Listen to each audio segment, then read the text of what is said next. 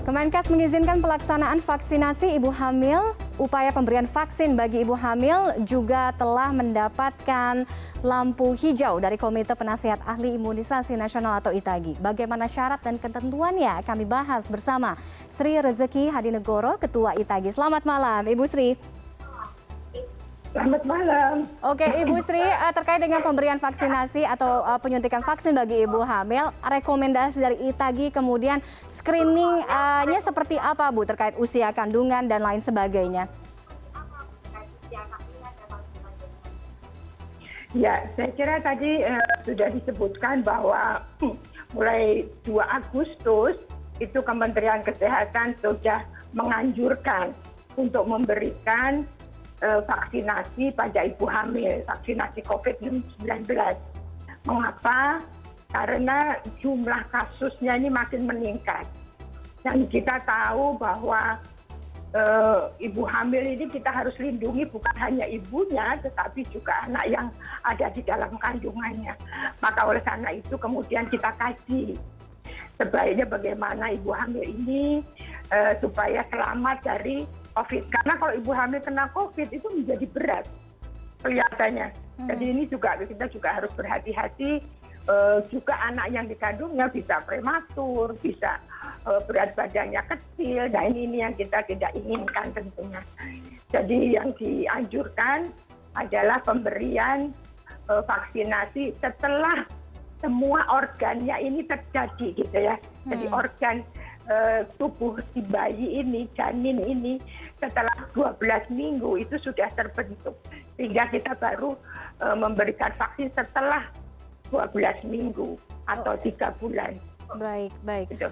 Ini termasuk menjawab kekhawatiran juga ya bagi banyak ibu hamil di luar sana terkait bagaimana keamanan bagi janin. Jadi pemberian vaksin ini akan seberapa pengaruhnya atau aman-aman saja bagi perkembangan janin, Ibu Sri?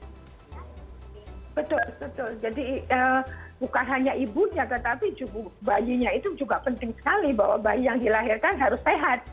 Dan jangan kemudian berat badannya kecil atau ada kelainan-kelainan bawaan, itu kita yang tidak inginkan. Karena ini vaksin baru ya, kita belum kenal seluruhnya. Sehingga kita lebih berhati-hati di mana janin yang sudah terbentuk, sudah utuh, baru kemudian kita berikan vaksinasi ini. Oke, Ibu Sri, bagaimana dengan antisipasi terjadinya KIPI dan monitoring setelah vaksinasi ini, Bu? Oh, itu sama dengan vaksinasi pada umumnya. Jadi semua vaksinasi memang harus kita monitor KIPI-nya. Jadi paling tidak 15 menit sampai 30 menit setelah vaksinasi itu ibu-ibu jangan pulang dulu. Tunggu dulu, kita observasi apa aja dirasa, apa nyeri pada tempat suntikan, atau kemudian pusing, atau kadang-kadang yang paling berat kalau dia pingsan ya, berarti dia nggak tahan, atau dia alergi berat. Nah ini yang kita takuti.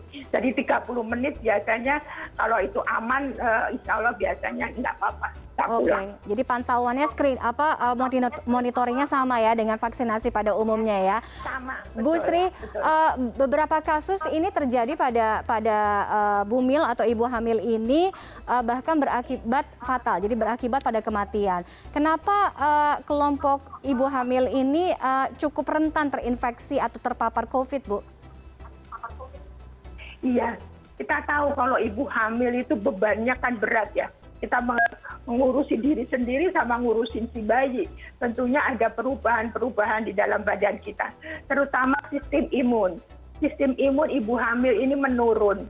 Jadi dia mudah sekali kena bukan hanya COVID. Kena flu gampang, kena penyakit-penyakit yang menular itu mudah sekali. Sehingga memang ibu hamil ini betul-betul harus dijaga betul. Makannya harus betul, kemudian juga istirahat.